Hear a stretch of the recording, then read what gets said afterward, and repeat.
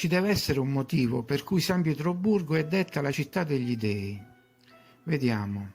Sono moltissime le città che conservano tracce del passaggio degli antichi abitanti della terra, forse dei giganti. A volte sono le colonne dei templi, altre volte le porte delle cattedrali, o gli altissimi portoni dei palazzi, le scalinate, le statue. Ma c'è una città in particolare dove troviamo tutte queste cose insieme. San Pietroburgo, appunto.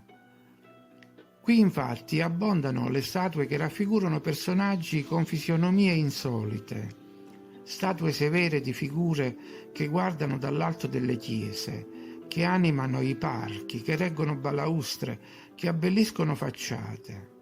Sono talmente tante che non possono essere solo una moda, secondo la spiegazione ufficiale. Si dice infatti che al tempo di Pietro I si sia diffusa l'abitudine di decorare le chiavi di volta degli archi e le finestre e le porte degli edifici dei ricchi cittadini con mascheroni scultorei, volti di dei dell'Olimpo o figure grottesche di animali. Ai tempi di Pietro I, sempre lui, sotto il cui regno pare siano successe cose meravigliose, fra cui la costruzione stessa della città, una delle più belle del mondo. In molti posti abbiamo di queste decorazioni, erano di buon auspicio e la bruttezza di alcuni soggetti serviva a scoraggiare gli insulti al palazzo, una specie di protezione scaramantica. Li troviamo anche a Roma, in Spagna, eccetera. Ma le statue di San Pietroburgo sono di genere diverso. Abbiamo visi con espressioni quasi romantiche, creature con strani copricapi, volti misteriosi che dalle porte e finestre vigilano sulle strade o svettano sulle cattedrali. Osservano come se vivessero in un mondo parallelo. Personalità insolite vestiti in maniera insolita, talvolta accompagnati da decorazioni indecifrabili.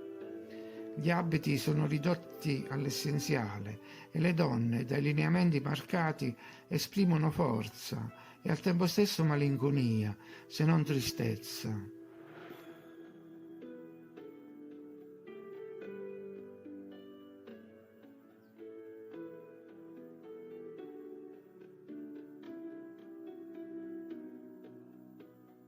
Chi erano?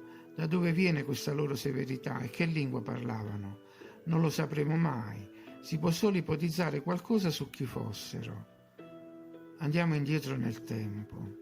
Gli Iperborei avevano scelto la Grecia come seconda patria. Sia che fossero emigrati di loro spontanea volontà, sia che fossero stati allontanati dagli dei maggiori, personaggi come Apollo, Ercole, Perseo, Castore, Polluce ritornavano ogni anno a Iperborea a rivedere gli amici e i parenti.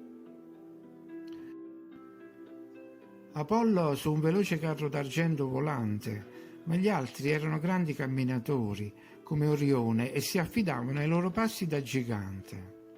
Ma non solo loro, anche i visitatori occasionali e i sacerdoti dei templi di Delfi e Delo. E, immaginate un po', San Pietroburgo si trovava a mezza strada fra la Grecia e Iperborea. Ce lo dice Plutarco. Qui si riposavano. Qui era di buon augurio ospitarli in casa e dedicargli delle statue. La città li accoglieva e scolpiva nella mente e nella pietra i loro volti. Ecco gli Iperborei.